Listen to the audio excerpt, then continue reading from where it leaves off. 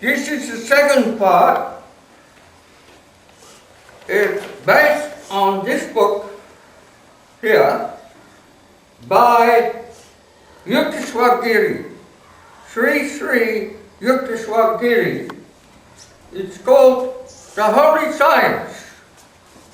He was the guru of Paramahansa Yogananda. Now, I'm going to give the message of his book. The message is this: we are in Dwapara Yug, not Kali Yug. We are not in Kali Yug. My favorite videos on YouTube are those from the Duderinock, who is a relative of Super Indigo Bear, including Coast to Coast Radio. Thank you, George. I have noticed that even learned Orientalists, such as Michael Kramer, seem to think that we are still in Kali Yug. I believe that is a mistake. Swami Yukteswar Giri, the guru of Paramahansa Yogananda, was commissioned by Mahavatar Babaji to write a book called The Holy Science, currently published in paperback by the Yogoda Satsanga Society. The Hindus have no pope, but if they did, Mahavatar Babaji would be it. In that book, Yukteswar Giri pinpoints some massive errors made by the calendar Pandits centuries ago, which have never been rectified. This is a case of the holy cow syndrome. Some dignified personages make an exorbitant error, but it is very bad form to talk about it. So it is perpetuated in eternity. In this case, the error was of the magnitude of approximately 35,000 years, which is no trifle, but more like a pink elephant. Of course, Hindus are not the only people who suffer from holy Taoism. The Vatican is notorious for it. They call it the deposit of faith. Mathematics, since the Greeks, has been saying that you can add 1 to any number, though actually you can't. Descartes is a holy cow these days, so is Darwin. Einstein is well on the way, and Stephen Hawking not far behind him.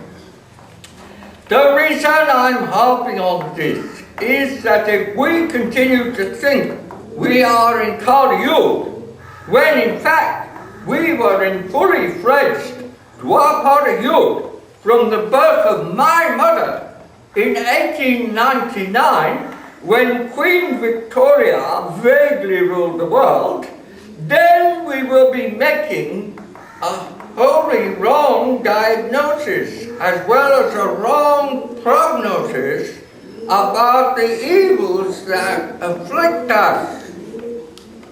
This is a message of hope. We now have absolutely no reason to be afraid of anything. The Sovereign Lord is leading on, and victory is sure. We are going to win.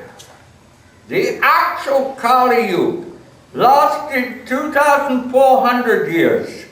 It had a descending cycle of 1,200 years, from 701 BC to 499 AD.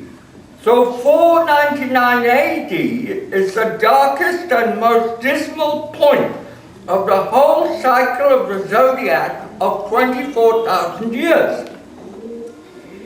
It it had an ascending cycle of 1,200 years, from 499 AD to 1699 AD.